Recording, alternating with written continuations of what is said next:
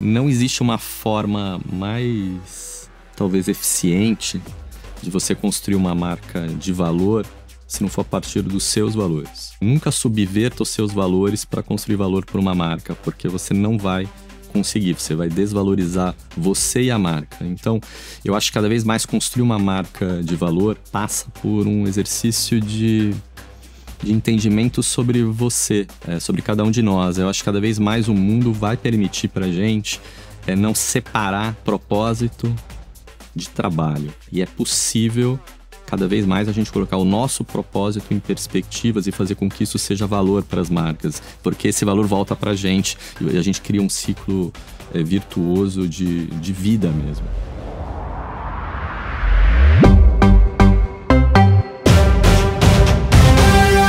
Olá, cidadãos da Galileia, sejam muito bem-vindos a mais um episódio do Branding Tudo Podcast. E vocês sabem que o tema de hoje é construção de marca valiosa.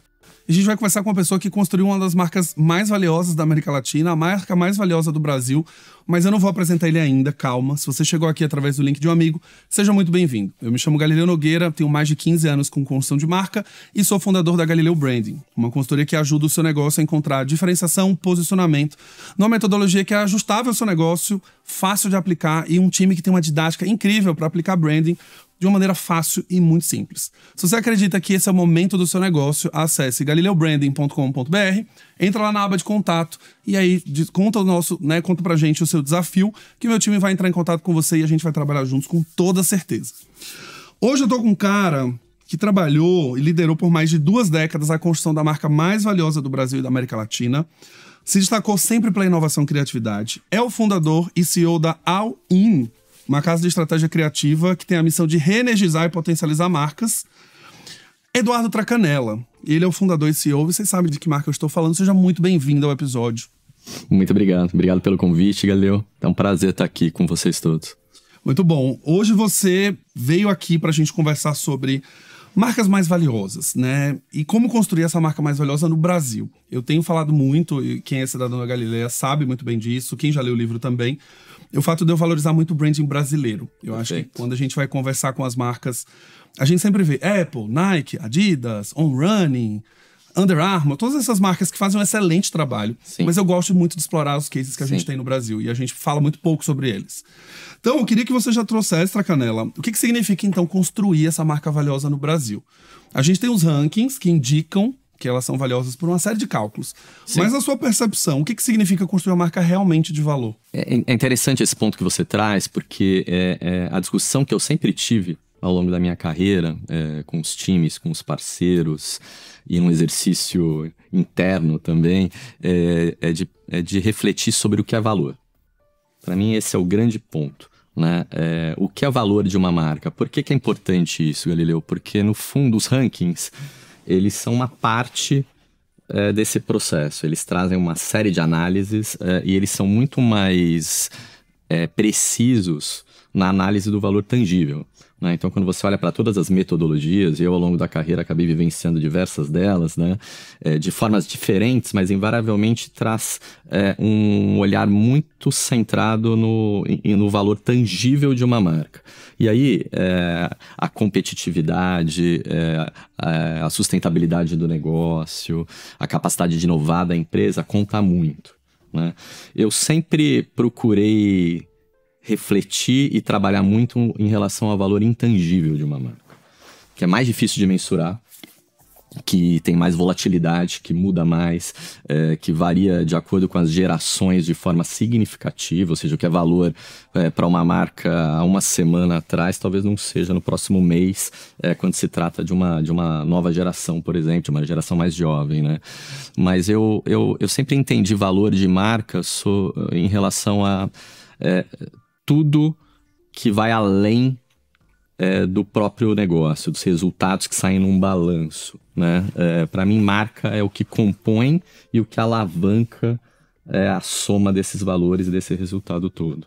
E eu acho que quando a gente fala de construir valor, eu acho que virou um termo muito comum, né? A gente escuta os executivos, os empresários falando, não, porque eu quero construir uma marca de valor, porque eu quero gerar a percepção de valor. Mas isso é tudo meio intangível também, né? Quando a gente começa a perguntar o que é valor para você, ou ele vai responder em relação a vendas, Exato. De vender mais, ou ser uma marca a mais preferida, ou a mais lembrada. Mas para construir esse entorno da marca é o mais difícil, né? Para mim, tem alguns fatores, assim, que eu acho que fazem toda a diferença, sabe? E um deles tem muito a ver com o que você acabou de dizer, assim, para mim, construção de marca não é corrida de 100 metros, é maratona. E a maratona, se você pensar bem, ela contém algumas corridas de 100 metros. Então, os sprints e as realizações de curto prazo e a velocidade da marca em reagir, em propor, faz uma baita diferença. Mas é a construção ao longo do tempo que eu acho que atribui um valor real para a marca, sabe? Algo que pode ser comparado com um legado, né? Ou seja, um valor que não se tira, que não se perde, né? Porque tem uma volatilidade muito, muito grande hoje no mercado em você ganhar e perder valor, né? Então, quando você constrói uma história consistente, coerente, com uma visão de longo prazo e atuando, obviamente, de forma eficiente no curto prazo, em vários curtos prazos, eu acho que você está atribuindo um valor real para a marca, sabe? Um valor que, de fato, vai fazer diferença na conexão com as pessoas, sem sombra de dúvida. E você trouxe um ponto aqui que é muito interessante e é uma das coisas mais desafiadoras quando a gente fala de branding no Brasil, que é essa alternância entre curto e longo prazo, Porque de alguma maneira a gente tem uma pressão para ter o curto prazo em resultado de vendas, em dinheiro, lucro para a empresa. Perfeito. E existe para mim, né, e esse é um desafio que a gente tenta solucionar aqui no podcast, que é construir a cabeça de quem está ouvindo sobre a construção do longo também. Perfeito. Como é que você viu? Você tem 20 anos cuidando de uma única marca. Isso. Que com certeza, ao longo desses 20 anos, você passou por marcas que não existiam, passaram a existir, ameaçaram a marca que você tem hoje, marcas que ameaçaram e depois elas faliram, marcas que ameaçaram e conseguiram, de fato, conquistar o seu lugar. Como é que você conseguiu educar também, ao longo desses 20 anos, esse executivo, esse presidente, sim, a entender essas duas coisas? Que, sim, temos que ativar vendas, a gente precisa trazer contas abertas no final do dia, ou cartões emitidos, mas eu também preciso criar uma marca que, na cabeça das pessoas, ela não sai daquele lugar. Eu digo sempre, Galeu, que as pessoas, elas compram com o coração e justificam com a cabeça, né? Então, invariavelmente, construir uma marca forte significa você construir uma marca que, sim, vai vender mais, vai gerar mais negócio, mas ao vender mais e gerar mais negócio, você precisa estar construindo uma marca mais forte. E esse ciclo virtuoso é o que faz com que uma marca seja essencialmente de alto valor, né? Então, não é uma coisa ou outra. Eu escrevi uma vez um artigo, que é um dos artigos que eu mais gosto, que chama Ela Morreu de Overdose. E no fundo eu falo, é uma narrativa onde eu falo de uma marca que é uma ficção ou não, de uma marca que morreu de overdose de eficiência, né? E ali, qual que é o ponto? Assim, não é... Eu acho que a gente não deve nunca construir uma marca que seja essencialmente poética e nem essencialmente racional, ou seja, o melhor equilíbrio entre razão e emoção, o melhor equilíbrio entre curto e longo prazo, o melhor equilíbrio entre vender agressivamente, mas na verdade ser comprado porque se conectou com o consumidor de um jeito diferente, é o que faz a diferença, né? Então, eu acho que esse, de fato, você tem toda a razão, tá? Eu acho que é um exercício cultural até, de como a gente consegue, dentro das companhias, explicar que muitas vezes, por exemplo, um projeto institucional, um projeto que está mais relacionado à construção de marca pura, leva muitas vezes o consumidor para o low funnel, né? Então, a gente, por exemplo, desenvolveu um projeto por mais de 10 anos de leitura para crianças na janela da primeira infância. E quando se olhava para o resultado, um dos KPIs mais relevantes era o de preferência, o de consideração. Ou seja, a pessoa ela pediu o livro para ler para o seu filho, para sua filha ou para uma criança e, ao mesmo tempo, o nível de consideração em relação a um produto, no caso bancário, ia pro mais alto índice de consideração. Então, a pessoa ela se relacionava mais com um banco por conta de um projeto de leitura para crianças na janela da primeira infância. Ou seja, essas coisas estão totalmente conectadas, né? E a maneira como você olha para elas e aproveita essa narrativa toda é que faz diferença, eu acho. E aí, às vezes eu queria muito estar nessa sala, assim, no momento que teve essa discussão de ter um projeto de incentivo à leitura com a criança dentro do Itaú, por exemplo, como é que essa conversa aconteceu para chegar lá e a pessoa falar, vamos embora fazer esse projeto, sabe? Eu acho, Galileu, e por isso eu acho que a gente estava conversando um pouco antes de começar aqui o papo, né? E acho que o trabalho que você faz é espetacular nesse sentido, que é de trazer conceito para as pessoas também, sabe? E é o conceito associado à prática. Por que eu estou dizendo isso? Porque é natural. Você está numa empresa que precisa gerar resultado, cercada de executivos e de executivas que precisam trazer resultado também no curto prazo. Parece uma ofensa, muitas vezes, você defender um projeto, que é um projeto que, na sua essência, ele tem mais a ver muitas vezes, com o propósito dessa marca, ou com o ponto de vista dessa marca, e não essencialmente com a venda de produto, né? E eu acho que o papel do profissional de marketing é também gerar reflexão, trazer conceito, explicar que não necessariamente eu tô deixando de vender quando eu falo da marca sob uma perspectiva não comercial. Porque as pessoas hoje, é o que eu falei, né? Assim, elas não vão comprar só de forma racional, elas não compram só por conta dos bits e bytes, das features de preço. Não, elas compram muitas vezes identificação, né? O que aquela marca significa e o que eu passo a significar a partir do momento que eu consumo essa marca. Então, essa é uma dinâmica que ela é muito mais ampla, ela é muito mais profunda, né? E se você ficar no layer só da venda e da meta ser batida, possivelmente você vai vender e vai bater a meta, mas não necessariamente na próxima semana, ou no próximo ano, ou certamente não na próxima década, né? E a gente fica refém, né, acho que desses movimentos de ativação de venda, porque eles funcionam de fato. Quando a gente faz campanhas puramente comerciais, que visam trazer feature de produto, ou um desconto, abre grátis, ou teste pela primeira semana, isso vai funcionar. Isso a gente já tá dado, né? E eu falei recentemente sobre um conteúdo que eu gravei, que a Meta, por exemplo, vai reajustar o valor dos anúncios ano que vem em 12%. Sim. Quem vai pagar essa conta são os anunciantes. Sim. Então, se uma sua marca só depende desses anúncios para de fato vender, você vai ficar sempre à mercê de alguém. Perfeito. Porque a discussão, quando eu construí esse conteúdo, era o seguinte: se você tem uma marca que ela é forte o suficiente, que ela tá na sua cabeça, né, no seu top of mind, que ela tem consideração, eu não dependo dos anúncios para a pessoa entrar no meu site direto. Às vezes ela vai entrar direto, ela vai digitar, ela vai ter o meu próprio Instagram e etc. Toda vez que eu preciso lembrar o consumidor através de uma frequência muito alta em anúncio, para que ele realmente pense em comprar aquela marca, eu vou ficar à mercê do que a Meta vai fazer. Se ela reajustar 15%, eu vou ter que pagar. Se ela reajustar 30%, eu vou ter que pagar. E não tem outro caminho, a não ser construir marca para ser longeva, né? Galileu, eu acredito muito nisso que você está dizendo, e na perspectiva de que você não controla a maior parte das variáveis que cercam a sua marca. Então, você não controla mercado no sentido de demanda, de consumo, mas também no sentido de precificação. Você não controla o que vai acontecer na cultura, você não controla o que vai acontecer daqui um segundo no entorno da sua marca.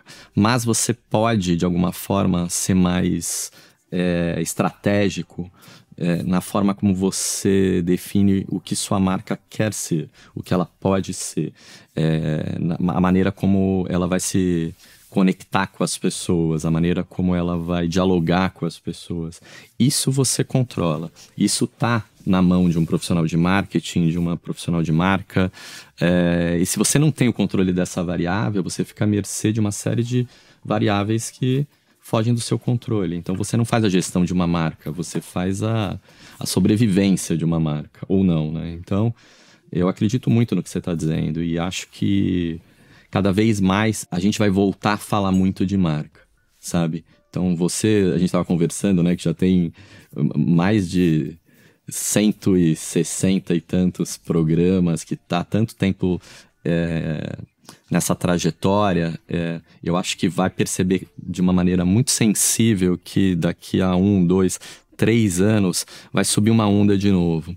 E eu acho que as empresas elas vão precisar trabalhar com muita força branding, vão precisar trabalhar de uma forma muito intensa suas marcas, porque a tecnologia leva para uma comoditização natural, né?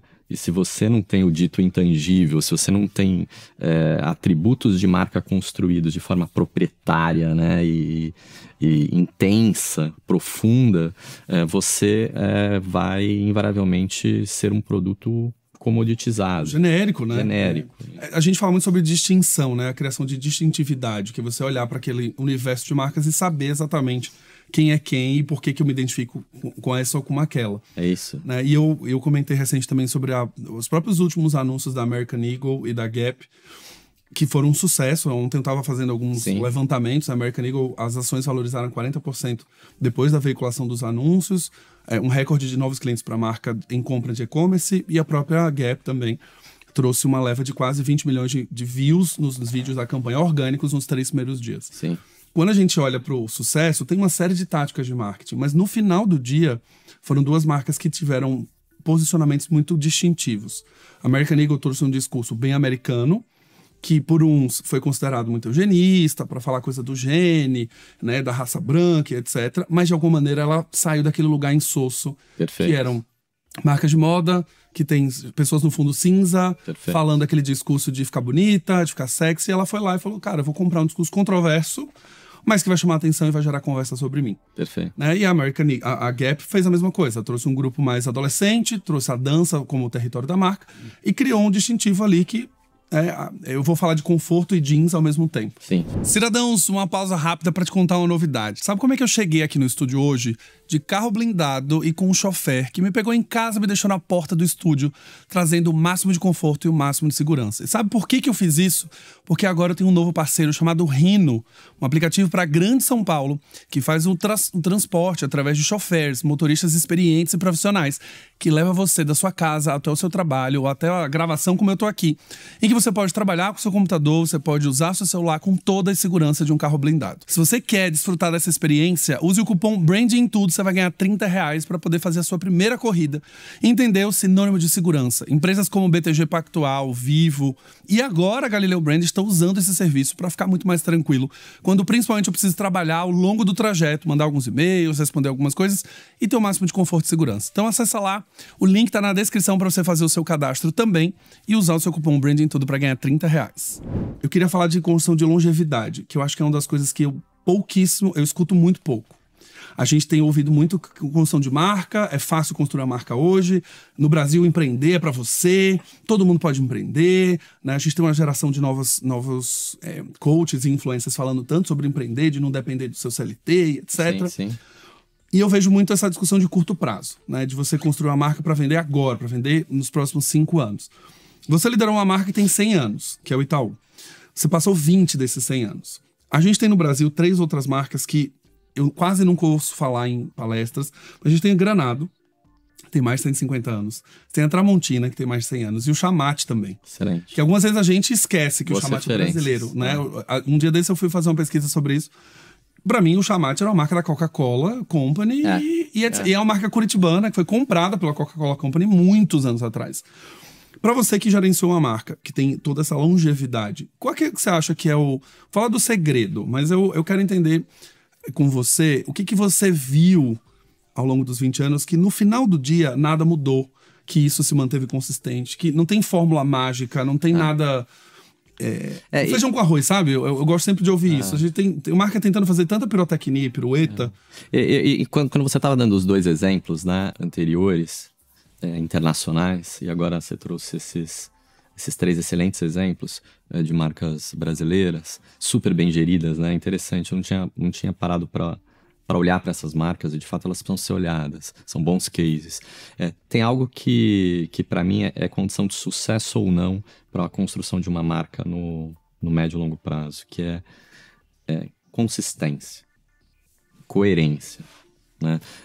Sobretudo, você ser quem você de fato é você se expressar a partir do que de fato você acredita, né? Então eu sempre disse ao longo da carreira e repito assim, que marcas de valor sobretudo têm bons valores, sejam lá quais forem, porque a gente vive de fato um mundo polarizado e às vezes um bom valor para alguém não é um bom valor para o outro, para um não é para o outro, mas assim, a marca ela precisa no fundo, antes de dizer para as pessoas quem ela precisa fazer um exercício de entendimento sobre o que ela é. E eu durante esse período que eu estava me preparando para dar mais espaço na minha carreira e para construir outras marcas, além da marca do Itaú, eu fiz um exercício, diria, Galileu, de download, sabe? Assim, de coisas que ao longo da minha carreira foram drivers para mim e que se repetiram ao longo do tempo, que me levaram para acertos e para erros, né? E eu cheguei em 6 Cs, sem forçar a barra, são 6 Cs que ao longo da minha carreira eu acho que me ajudaram muito a tomar decisões que fizeram com que a marca, no caso do Itaú, fosse uma marca que fosse adquirindo valor e que fosse na direção certa. O primeiro delas é a cultura, né? Então, como é que a gente faz para a marca, ela de fato ter o pulso na cultura, entender o que está acontecendo fora dos seus domínios, né? Entender o que está acontecendo na vida das pessoas. E quem sabe, em algum momento, você transforma a cultura em cultura, o olhar sobre cultura em cultura, e consegue também ser preditivo, né? Consegue olhar na frente. Mas, no mínimo, é o próximo passo. Você precisa entender o que está acontecendo fora dos domínios da sua empresa. E acho que isso é uma coisa que cada vez menos a gente percebe no mercado e nas empresas. Eu dizia sempre pro meu time, né, que eu não queria hora extra, eu queria hora útil. Eu queria que eles, fora do momento em que estivessem trabalhando efetivamente, né, dentro do marketing, estivessem vivendo. Porque essa é uma profissão, quem é profissional de marketing, de marca, de comunicação, de publicidade, de conteúdo, tem uma coisa que nenhuma outra profissão tem, Galileu, que é, quanto mais você vive, melhor profissional você é. Por quê? Porque repertório é o nosso maior alimento. Nosso maior alimento não é tecnologia, nosso maior alimento não é um MBA. Nosso maior alimento é repertório. E o repertório você adquire vivendo e tentando entender o que está acontecendo no mundo. Curadoria é o segundo C. Por que curadoria? Porque cada vez mais a gente que lidera as marcas ou que trabalha para marcas se depara com muitas possibilidades, né? Não só de projetos, mas de caminhos, de uso de tecnologias agora, de plataformas. São muitas escolhas. E fazer a curadoria certa, conseguir identificar qual é aquela ideia que de fato eu devo apostar, qual é o caminho que eu devo trilhar, ou seja, a curadoria de possibilidades é um outro diferencial absoluto. Eu acredito muito que o terceiro C é calor. Então, você constrói uma marca ao longo do tempo quando você consegue estabelecer relações de calor com as pessoas. E isso tem a ver com a forma como você se expressa, mas tem a ver também com a conexão que você faz, não essencialmente racional, né? A partir do que a pessoa acredita, do ponto de vista dela, para que para que a sua marca muitas vezes fale mais sobre a pessoa do que ela conseguiria falar sobre si própria. Sim. Eu acredito muito em craft. E quando eu entrei aqui, me chamou muita atenção, eu comentei com você. Tem craft aqui, né? Na maneira como você se expressa. E acho que craft, independente da classe social, independente das escolhas políticas, independente do país, independente da idade. As pessoas gostam de coisas bem feitas. É claro que uma coisa bem feita, às vezes, ela é materializada de uma forma diferente de uma pessoa para outra, mas eu acredito em craft. Cuidado mesmo. Cuidado. Né? E as pessoas percebem isso do outro lado. Se você cuida de uma marca com cuidado e se expressa assim ao longo do tempo, isso constrói na cabeça das pessoas uma percepção de qualidade que muitas vezes o seu produto nem tem, mas você conseguiu construir. Eu acredito muito em consistência. E a consistência, que é literal, então eu não preciso explicar, ela para mim faz alavanca para o último C desse meu ciclo aqui de 6 Cs, que é coragem. Eu acredito que uma marca consegue ser mais corajosa e intencionalmente corajosa quando ela é consistente. Ou seja, a consistência ela faz quase uma rede de proteção para sua marca, sabe? Ela constrói uma narrativa que faz com que você consiga ser intencionalmente inconsistente em alguns momentos. Isso para mim é coragem. né? Então, se você consegue, por exemplo, no meu caso, eu acredito nisso, praticar se você consegue ter essas atitudes em relação à sua marca de forma recorrente ao longo do tempo, você possivelmente vai ter muito mais possibilidade de construir uma marca de valor. Eu gosto muito da ideia do 6Cs, tá? Porque é muito fácil de você tangibilizar seus guardiões ali, né? Quando você olha pro 6 e você começa a entender que você tá seguindo aqueles, é uma receita de fato que as coisas vão funcionar. Que funcionou pra mim, né? Exato. Não necessariamente vai funcionar pra todo mundo. Exato, mas eu acho que ela é um guia, e eu vejo muito assim ao longo desses 15 anos trabalhando, que dentro desses 6, as marcas às vezes fazem 2. Exato. Fazem 3, ou fazem até os 6 por um mês, e aí depois a próxima campanha abandona uns 2 Cs e fica só com uns 4. Isso. E eu acho que a gente conversou muito aqui com o Michel Coforado, inclusive, que realmente o grande ponto pra mim, que eu acrescentaria também na sua forma de enxergar, é a resiliência de continuar executando esses 6. Muito. Porque é cansativo, de fato. Né? É cansativo você ficar o tempo inteiro com o olhar na curadoria, de tentar entender o que é o próximo assunto, tentar entender qual é o próximo movimento cultural que você vai ter que ficar de olho, e aí não perder o timing, né? Que é uma coisa que é muito difícil para grandes empresas. Eu falei da campanha da Gap aqui e eu tinha comentado sobre o Cat's Eye, que é o grupo de K-pop, né, que não é tão K-pop assim, que eles usaram para essa campanha. É um grupo que tem 2 anos de existência, surgiu de um reality show no Netflix 2 anos atrás. Ela pegou justamente no momento da virada que tá começando o grupo a ganhar força global, e ela conseguiu fazer um contrato agora e já lançou uma coleção. Isso. Então você ter ficado atento a isso um ano atrás... Perfeito. Pra conseguir, mas isso cansa, né? Tem uma hora que você faz, cara, eu não aguento mais saber qual é a próxima tendência, qual é o próximo comportamento, qual é a próxima coisa que a gente tá o tempo inteiro observando, nem alerta. Eu uma vez, Galileu, eu tava fazendo uma apresentação, né, pra um grupo grande de estudantes, né? E aí vem uma pergunta e eu tive de dar uma improvisada na hora, mas até hoje eu guardo comigo essa resposta porque ela virou pra mim um mantra, tá? E tem tudo a ver com o que você acabou de falar. Sim. A pergunta foi, se você fosse resumir, eu tinha feito uma apresentação extensa sobre marca, né? E se você fosse resumir de tudo que você falou aqui, Traca, qual é a receita do bolo para você para se construir uma marca forte, né? Aí a gente trabalha com marketing, com marca, né? Adora criar os labels, né? Então eu falei, eu vou dizer para você, são 3 ências: coerência, consistência e resiliência. Porque, no fundo, resiliência é importante porque para você se manter consistente e coerente ao longo do tempo, você precisa de muita resiliência, cara. Porque é muito difícil. Porque o curto prazo atropela a gente. Muitas vezes a falta de inspiração seduz a gente para um caminho que não é o caminho melhor para aquela marca, mas é o mais possível naquele momento.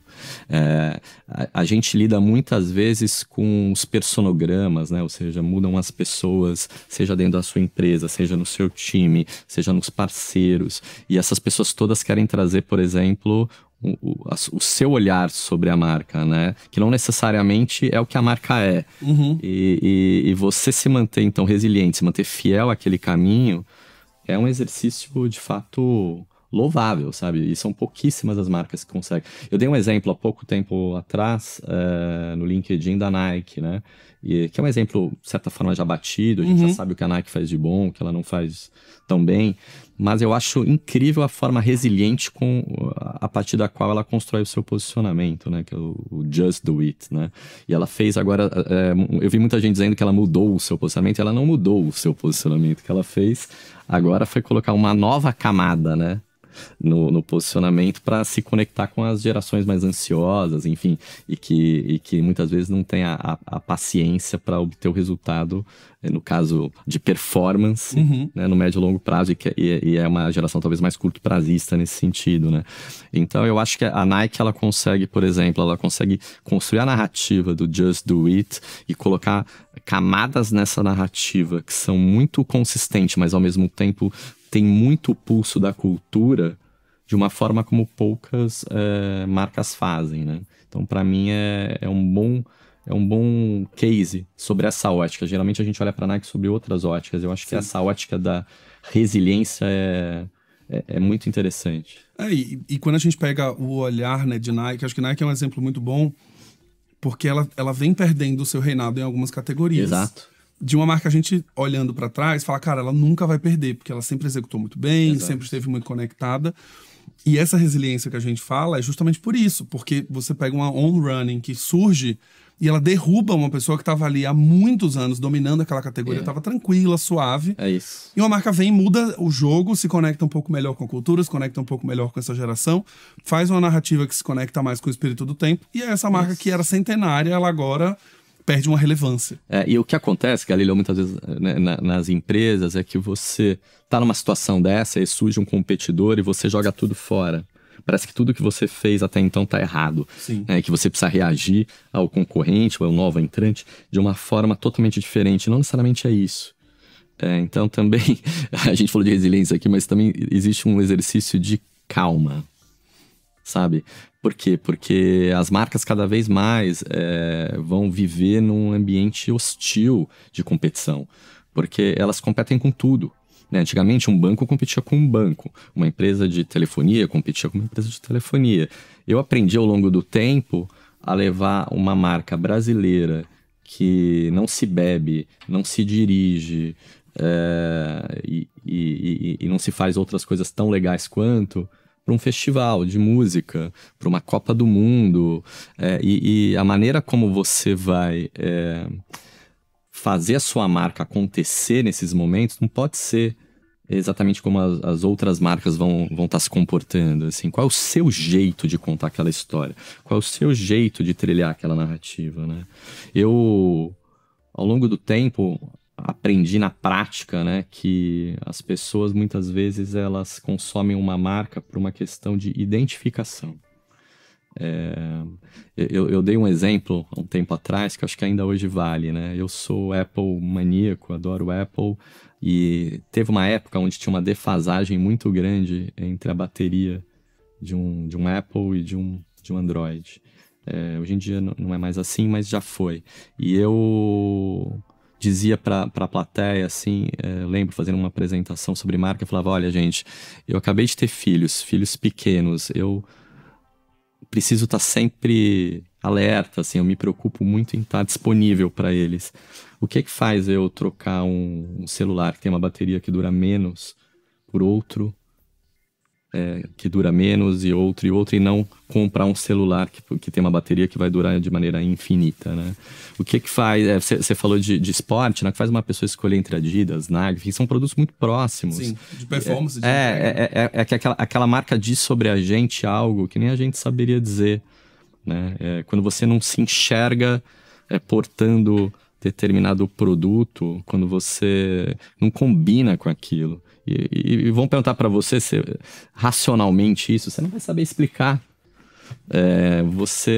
Então eu acho que essa dinâmica também do que não é tão visível, sabe? Do que não é tão compreensível, do que não é tão racional em relação ao que uma marca significa e pode significar, é uma conversa muito difícil de se ter.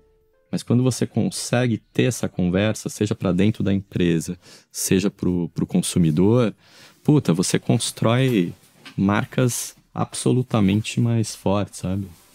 E como é que você percebe o momento de se ressignificar? Porque boa parte das vezes a gente fala muito sobre o legado, sobre a herança, sobre o histórico.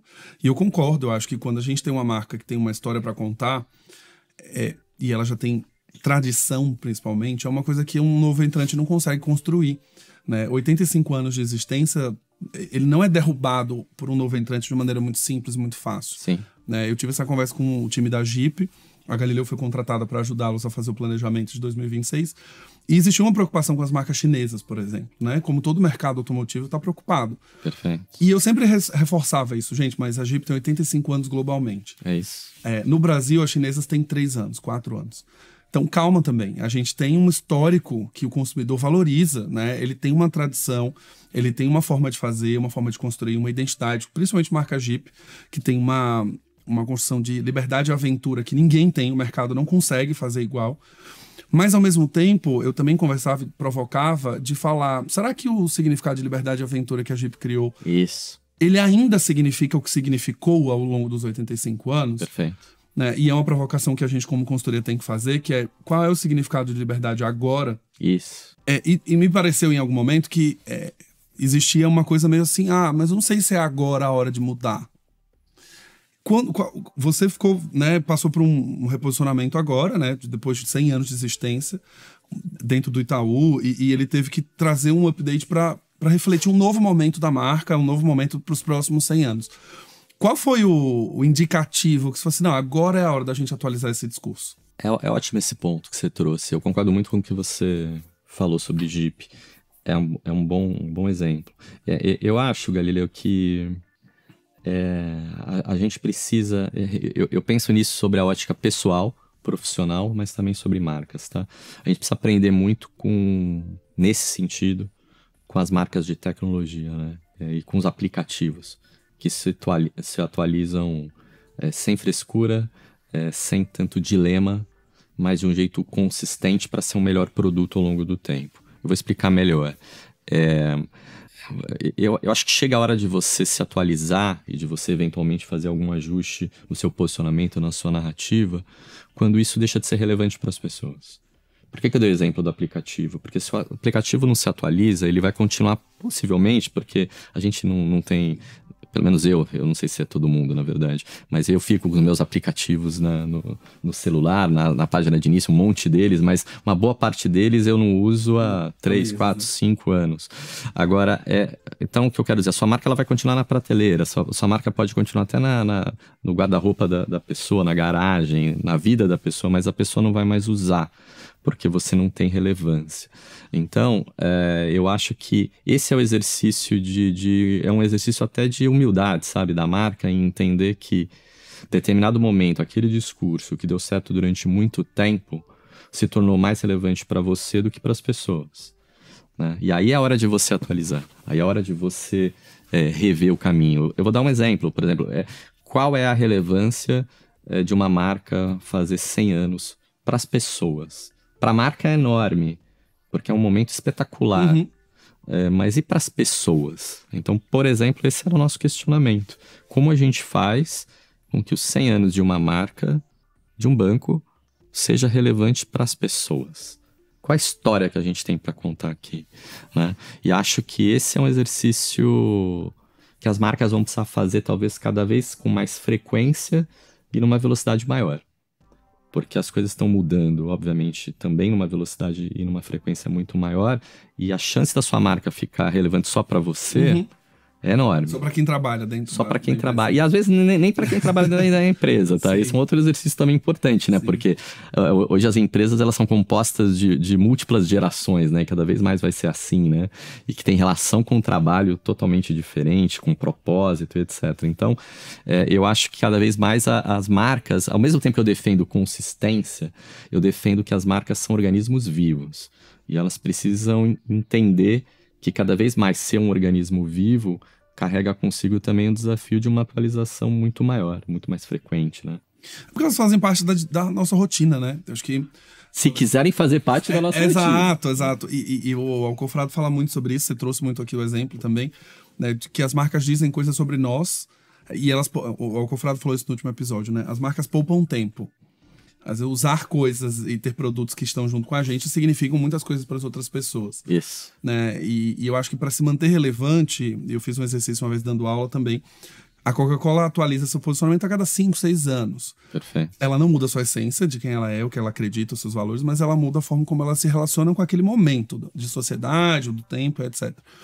E as grandes marcas têm um pouco disso. 5, 6, às vezes a cada 10, mas elas têm ali um posicionamento mais coerente para se conectar com o momento atual, né? Então, o último posicionamento da Coca-Cola se conecta mais com Gen Z, fala muito mais com o universo de gaming, que é uma coisa que ela sempre falou, de família, depois ela falou muito com o jovem, volta às aulas, ela tava ali, verão. Sim. Então, o tempo inteiro ela tá ali se reinventando. Mas o que eu quero saber mesmo, né, e acho que você trouxe aqui um ponto muito bom, a sua carreira ela deu uma virada drástica, você saiu do outro lado da mesa. Perfeito. Você ficou 27 anos gerenciando uma marca que não era sua, necessariamente, né? E colocando ela para serviço das pessoas e trazendo essas atualizações. E hoje você está no lado de uma consultoria que ajuda marcas. Perfeito. Qual foi, acho que, qual que tá sendo, né? Porque é extremamente recente esse movimento. Qual que tá sendo agora o seu aprendizado estando do outro lado da mesa? Vendo agora o desafio de quem era o você dentro de uma empresa, talvez não conseguindo aprovar um novo posicionamento, talvez não conseguindo dar o próximo passo de uma marca. O que você tá vendo agora como consultoria? Eu tô vivendo um momento espetacular, Galileu, da minha vida, sabe? E acho que tudo vem no tempo certo, né? Qual a sensação que eu tenho, né? É que eu treinei para uma maratona com água no pescoço, né? Então, hoje,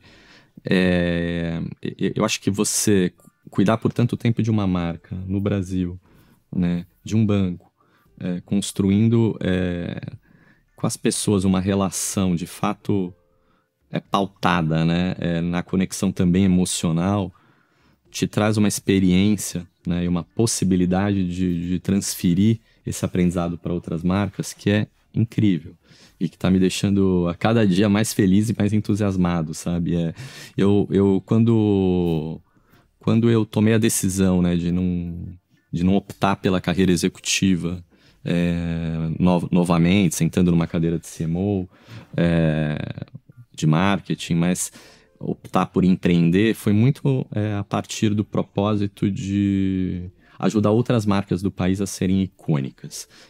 Quando eu olho para minha empresa, né, como um bom profissional de marketing, né, eu fiz um plano de marca também, e ali eu tenho um ponto que para mim é central no propósito do que eu quero fazer daqui para frente, tá? Que é ajudar outras marcas brasileiras a se tornarem inconfundíveis e icônicas. E cara, tem muita coisa legal para fazer. Tem muita marca precisando de apoio, precisando conversar, com angústias, com incertezas. Você bem sabe disso, né? E você poder trazer experiência, né, aplicada à prática, né? E com uma metodologia que, no fundo, ela não é hermética, mas ela te ajuda a realizar de um jeito mais, talvez, consistente, com uma visão mais de médio e longo prazo, é entusiasmante demais, assim. E principalmente porque eu me dei tempo. Então, eu aproveitei uma janela de tempo importante para fazer o download mesmo e para refletir sobre qual a minha essência pessoal e profissional, sabe? Sobre onde está a minha oferta de valor de verdade, assim, o que eu posso fazer diferente ou de forma complementar para que as marcas cheguem nesse lugar que eu acredito que podem chegar, né? E eu acabei me deparando muito com o que no frigir dos ovos acabou sendo o nome da minha consultoria, que é a junção inteligente, o melhor equilíbrio entre alma e inteligência, né? Então a minha consultoria chama All-In, que é no fundo a derivação de alma e inteligência, que é o que foi minha crença ao longo da carreira, foi o que eu procurei colocar em prática e o que eu acredito que as marcas cada vez mais vão precisar fazer, né? Entender como equilibrar de uma forma eficiente a alma que só você tem, né? Que precisa ser inspiradora, que precisa tocar as pessoas de um jeito diferente, com a inteligência, né, de construir uma estratégia que de fato funcione, no uso das novas tecnologias. Como é que você faz isso acontecer? Não é uma coisa nem a outra. E muitas vezes eu acho que as marcas escolhem um caminho ou outro, né? E acho que aqui tá o meu grande claim, assim, sabe? O meu grande positioning aqui, e é o que eu de fato acredito muito, sabe? E você tá vendo mais marcas com alma ou com mais inteligência? Cara, ou estão equilibrados? Eu acho que a gente tem mais marcas com inteligência hoje no mercado. Tem muitas marcas inteligentes com alma e que precisa ser mais despertada, porque muitas vezes existem muitas marcas. Você pode ver, cara, muitas vezes as marcas desalmadas, entre aspas, elas são super inteligentes. Ou seja, elas se seguram na performance, no resultado, e numa conversa essencialmente racional. Mas quando você convida ela para a dança, né, quando você convida ela para se expressar de um jeito mais profundo, né, o mais único, as marcas têm dificuldade. Por quê? Porque elas estão o tempo inteiro se copiando, se benchmarkando, se existe isso. Assim, e isso é a morte para as marcas. Então, a sua capacidade de olhar tudo que está sendo feito e bem feito Mas traduzir isso a partir da sua alma, do seu propósito, sabe? De uma lente que é só sua, é o que faz a sua marca ser única. De novo, ser inconfundível e se transformar numa marca icônica, né? Então eu acho que aqui ainda tem um espaço muito grande pra gente trabalhar isso nas marcas, sabe? E olhar de fora é mais fácil. O difícil é você estar no rock and roll, no dia a dia, tocando uma marca. Eu sei como isso é difícil. Então, eu poder olhar de forma ampla, lúcida, sem vícios e sem amarras, é algo que tá me motivando muito, sabe? Eu acho que quando você vai entender muito, né, ao longo do processo também, para mim o fato de já ter trabalhado dentro de um escritório, de uma marca, de ter chefes e VPs e executivos, traz um olhar consultivo muito mais conectado à realidade. Muito. Porque quando a gente pega uma consultoria de negócios, né, um Accenture, ou que a gente pega uma Earnest, que ela tá voltada a business, etc., ela vai trazer alguns pontos de marca, mas ela não vai entender essas dinâmicas que a gente vive no dia a dia. Né? Que é o gosto pessoal que algumas vezes impera dentro das empresas, a vontade do presidente versus a vontade do CMO, o CFO que tem um desafio de reduzir custo e o primeiro lugar que ele corta é marketing. Então, quando a gente vai sugerir estratégias ou sugerir planejamento, é quase como se a gente já construísse com o cliente o caminho das pedras com ele, incluindo a parte política, incluindo a parte de lógica dentro da empresa, né? Total, cara. É um exercício até de empatia, né? De empatia. Quem já não se deparou, cara, muitas vezes com o serviço de uma consultoria ou com o apoio de algum parceiro que mais te atrapalhava do que te ajudava?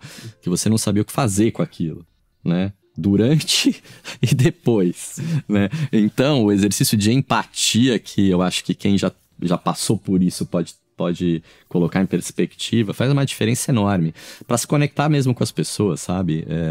Porque, no fundo, o meu grande papel, e certamente é o seu também, com a sua consultoria, é de ser um enabler, né, cara? É de potencializar. Eu quero potencializar as áreas de marketing, eu quero potencializar os executivos e executivas de marca, de marketing, eu quero potencializar o ecossistema, sabe? Então eu quero que os parceiros que trabalham para essas empresas possam trabalhar ainda mais e melhor. Né? Então, quando você entra com essa proposição de ser um enabler para o mercado, eu acho que isso te abre te abre perspectivas incríveis, porque tem a ver até com um propósito, cara. Eu sou muito grato ao mercado, sou muito grato a tudo que eu vivi até aqui. E acho também que é o meu momento agora de devolver um pouco, sabe, cara? Devolver um pouco de aprendizado, de experiência, de inspiração e, de fato, ser um propulsor desse mercado. Então eu quero as agências de publicidade fazendo trabalhos foda, cada vez melhores. Eu quero as marcas fazendo as consultorias de marca ou qualquer outro parceiro desse ecossistema brilhando. E acho que aqui está o grande desafio, sabe? De como você é aceito nessa proposição, ou seja, as pessoas te enxergarem de fato como um enabler e como a gente faz junto as coisas acontecerem, porque eu acho que muitas vezes as marcas ficam muito solitárias, cara, nas suas angústias, nos seus anseios, nas suas dúvidas, sabe? E isso vale para as marcas, mas eu digo para as marcas clientes, entre aspas, mas para todos que compõem o nosso ecossistema. E eu acho que a gente precisa se plugar mais, eu acho que a gente precisa se conectar mais, eu acho que tem um trabalho para ser feito de forma conjunta, sabe? E não predatória ou excludente. Eu acho que é todo mundo junto fazendo grandes trabalhos contando grandes histórias, né? Eu concordo 100% com você. A gente tem uma política aqui dentro da empresa, né, que a gente quer fazer o mercado crescer, no final das contas. Exato, muito, muito bom. Então, a gente já trouxe aqui a Future Brand, por exemplo, que é uma concorrente, se a gente olha para nível de mercado. Perfeito. Mas, pelo contrário, a gente quer que a gente se junte com as duas consultorias, trabalhem juntos para criar marcas ainda mais legais. Né? Então, acho que sinta-se super à vontade também para colaborar, porque a gente gosta muito a gente não enxerga esse lugar de concorrência de uma consultoria versus a outra. Claro, a gente tem um cliente na ponta que escolhe com quem ele gostaria de trabalhar. Mas no final, até olhando aqui pro episódio, pro branding tudo e tal, a gente sempre teve uma política de, cara, a gente vai trazer pessoas que contribuam pro mercado. Elas podem ser concorrentes, elas podem ser pessoas que trabalham com clientes nossos ou roubaram nossos clientes, o que seja. No final do dia, a gente quer que o mercado... Eu tenho um propósito muito forte de ser didático para esse mercado, porque eu acredito que a gente precisa de mais de alma e menos de inteligência. E você ama isso, né, cara? Exato. Dá pra ver você falando que você ama o que você faz, cara. Eu amo o que eu faço. Então a gente pode ficar aqui horas falando sobre isso de uma maneira positiva, né? Exato. E acho que é isso cada vez mais que a gente precisa. E tem uma coisa que você me disse que tem feito bastante, Galileu, e que eu acho que é super importante e que pra mim é condição de, eu diria, quase de sobrevivência para o nosso mercado, sabe? Que é de, cara, a gente precisa cada vez mais ir em busca de repertório, cara. Repertório. Quando você olha, por exemplo, imagina o seguinte, cara, eu escrevi outro dia sobre isso, sobre a ótica do paradoxo da criatividade, que é o seguinte: você tem pessoas muito parecidas, que invariavelmente, infelizmente, o mercado ainda é pouco diverso, então você tem pessoas muito parecidas, tá? Fazendo pedidos para plataformas de tecnologia muito parecidos. E essas plataformas de tecnologia, de AI, etc., são muito parecidas. E a gente quer obter resultados essencialmente diferentes. Criativamente diferentes. A tendência de comoditização, ela é do mesmo tamanho da oportunidade de produtividade que essas ferramentas trazem. Ou seja, se a gente não trouxer humanidades para a tecnologia, se a gente não inspirar a inteligência artificial com humanidades, e humanidade tem muito a ver com... Não estou falando humanidade no sentido de bondade, estou falando, nesse caso, abraçar, humanidade, né? No sentido de repertório. Sim. Conexões. Cara, você não vai conseguir ter soluções diferentes e criativamente diferentes. E a tendência de a gente usar essas plataformas para copiar mais rápido e com mais produtividade o que alguém já fez é enorme, mesmo inconscientemente, sabe? Então eu acho que cada vez mais a gente precisa incentivar o mercado a ir em busca de repertório, cara. E repertório se adquire vivendo. E com essa a gente encerra. Traca, obrigado mais uma vez pela oportunidade da gente bater esse papo. Eu acho que quem tá ouvindo aqui, os nossos cidadãos, tiveram uma aula de história mesmo, de como foi construir marcas valiosas, né? E você passou aqui em 48 minutos, 49, compartilhando mais de seus 27 anos, cuidando desse tipo de marca principalmente. E agora vai cuidar de mais alguns bons anos de novas marcas que vão chegar no repertório. Então, primeiro de tudo, muito obrigado pela generosidade em compartilhar. Eu que agradeço, Galileu. É um prazer estar aqui, cara. Foi uma delícia estar com você. A gente tem muita similaridade, assim, na forma como a gente olha para marcas. É muito gostoso de trocar com pessoas como você. E você falou que ali é a lente da verdade. Da verdade, né? Pode falar, manda um recado para as pessoas. O que eu queria dizer, assim, é que não existe uma forma mais... talvez eficiente de você construir uma marca de valor se não for a partir dos seus valores, né? Então, nunca subverta os seus valores para construir valor para uma marca, porque você não vai conseguir, você vai desvalorizar você e a marca. Então, eu acho que cada vez mais construir uma marca de valor, como a gente conversou bastante aqui, passa por um exercício de entendimento sobre você, né? Sobre cada um de nós. Eu acho que cada vez mais o mundo vai permitir pra gente não separar propósito de trabalho. E é possível cada vez mais a gente colocar o nosso propósito em perspectivas e fazer com que isso seja valor para as marcas. E por que eu estou dizendo isso? Porque esse valor volta para a gente e a gente cria um ciclo virtuoso de vida mesmo. Então, se eu pudesse dividir algo com vocês que eu aprendi ao longo da carreira, geralmente as marcas mais valiosas são as marcas que elas são construídas a partir de bons valores das pessoas, das empresas. Então, cada vez mais também façam as suas escolhas, suas apostas, tendo isso em perspectiva. Excelente. Marcas valiosas são feitas de pessoas valiosas no final do dia. É isso aí. Muito obrigado. Cidadãos, se vocês gostaram desse episódio, não esqueçam de dar 5 estrelas no seu player favorito e encaminhar para pelo menos 3 pessoas que querem aprender a construir marcas muito valiosas. Um profissional que compartilhou aqui seus 27 anos de experiência cuidando de uma marca extremamente valiosa e das outras marcas também. Então, encaminha, você já sabe, se você não encaminhar para 3 amigos, você vai perder o seu passaporte cidadão da Galileia. Eu vou te bloquear e você nunca mais vai acessar nenhum conteúdo meu, tá bom? Um beijo e vejo vocês no próximo Branding Tudo Podcast. Esse episódio é um oferecimento de Galileu Branding. Clique no link da descrição e peça já sua proposta. Identidade sonora criada pela Sound Thinkers.